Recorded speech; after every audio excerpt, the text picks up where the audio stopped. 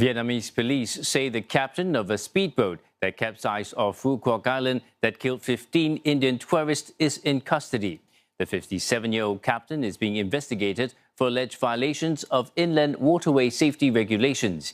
Vietnamese President Do Lam and Prime Minister Leong Wai Kit had sent condolences to Indian President Drupadi Murmu and Prime Minister Narendra Modi. The vessel carrying 32 Indian tourists, 3 crew members and a Vietnamese tour guide overturned in rough seas shortly after leaving Hon May Rut Island on Saturday. It is one of the country's deadliest tourist boating accidents in recent years. And CNA's senior correspondent Leong Wai Kit joins us live from Phu Quoc in Vietnam with details. Wai Kit, we know of a probe that's underway, but what have you gathered so far about the incident?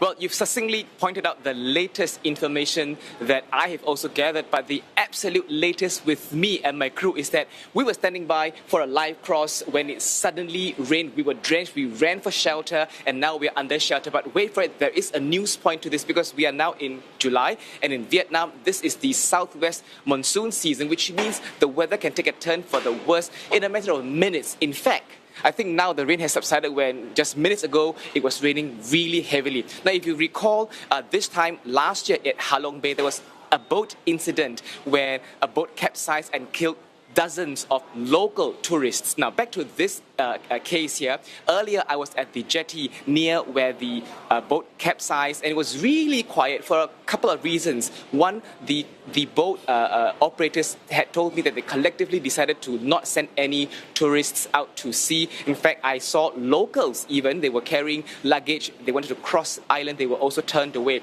And the second reason for the quiet jetty is really because tourists are reacting to what happened on Saturday. One local operator told me that almost all his pre-booked boat tours have been cancelled since yesterday. Now, Phu Quoc is a popular destination among tourists in Vietnam. How are communities there reacting to this incident?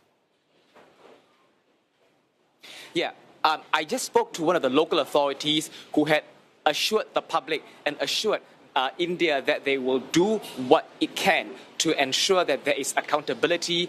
They say they will take full responsibility, including taking care of the survivors here in Phu Quoc or in Vietnam before letting them fly back, and also they will get to the bottom of this incident.